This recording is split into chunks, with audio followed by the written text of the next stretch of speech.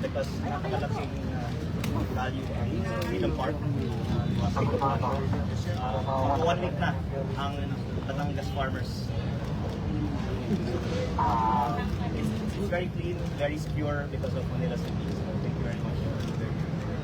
And then yung mga taga-Bungabon, Garcia, yung sibuyas nila, bawang, kamatis, sili, patatas, sayote, lahat ng gulay nila dinala namin dito ng galing sa para makabili kami ng mura.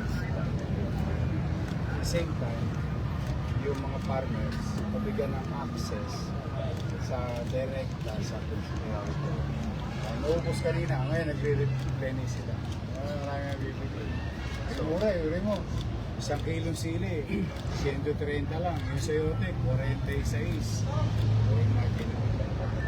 Eh dati yung sili, pwede na ikwintas eh. Mahal ang kalahas. But I'm happy for that. So the whole country benefits from the public parks of Manila City. Yeah, in a way, we wanted this park to be utilized by the people and those other LGUs. Tapos yung mga gatas namin, yung Your Milk, sa Batangas yun. Oh, Ewan ko doon sa, co-op yun eh. Mga taga-Batangas na, I think, Lipar or something. Mga partners ng milk.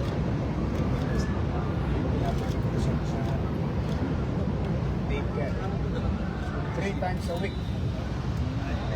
21,000. O ngayon, nahinto na, tapos na yung klase. Sa June, magiging 60,000 yun. Kasi sasama ko na yung kinder, mga grade 1. so ito lang yung mga Bantang Maynila na may libreng Your Milk. Oo, pero binalas din kami kasi napabayaan sila. Meron dito ang DOH, standing sa Pilipinas. So imagine mo, kasama ito naman. With this approach, immigration, walang gastos yung nanay. Tapos malusog yung bata. Tapos sinablas mo pa.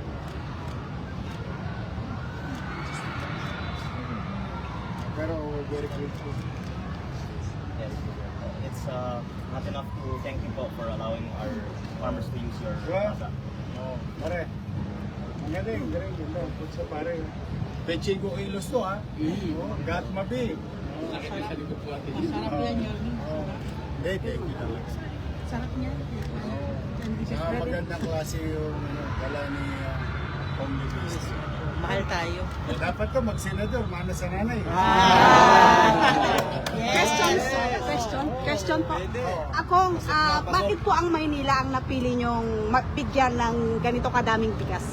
Bilang pasasalamat dahil sila ang nag-host sa ating mga farmers mula sa Batangas. Ang ating mga constituents ay nasa 1 week na ng kanilang stay dito sa Liwasang Bonifacio. At hindi pa ito katumbas para magpasalamat kami sa hospitality ng mga Manilenyo at ng Manila LGU. Ay, thank you, Yorme. Well, Homely Beast ni senador. Lalo pwede ko tawad. Ganun na rin yun. Ganun na rin yun. Yan, but kidding aside, on behalf of the people of Manila and Vice Mayor Renaya, grateful will make use of it properly and efficiently. Thank you. In our own. And by the way, ako po ay 33 na ngayon. Pero nung 2010, ako po ay 17. At gabi-gabi, kasama ko si Yorme sa kanyang mga rallies ng Asenso Manilenyo. Yes, so, si ma'am kasi, believer ako ni ma'am eh. lagi pag tumatakbo si mami niya, na senador, laging kasama sa listahan namin ng 12 yun. Ito po ba kung ay ito Kasama namin yung PJ. Opo. Ito po ba kung ay masusundan pa? Ayun ang tanong namin. Things come to those who wait. Ilalagay mo sa sana all. Mayor Isko. So I've been actually technically known Mayor for 16 years now. Wow. And our family is very grateful for all of your No, help. we're happy that there are still some people in government who really showing real love to our country. Sara. Whatever you do there in national, it affects us here in local. So if you're good at there, I mean that area, it will be better for us. Salamat That's po. what it is. Salamat po sa friendship ninyo. Mamamayan ng Maynila po ang nakinabang. Thank you po. Aldo!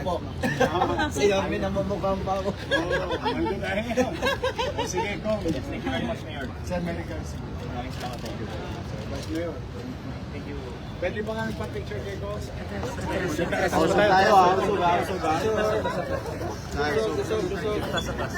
name is Attorney Manalo. He's the leader of the Batangas group. Thank you. In Wasong Bulwan. Thank you. Thank you. Sige pa, sige pa. Konti pa. Konti pa. Yan, yan, yan. Okay.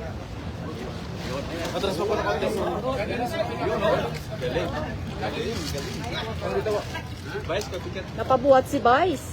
Oh, si Boys, ang lakas pala. Kasi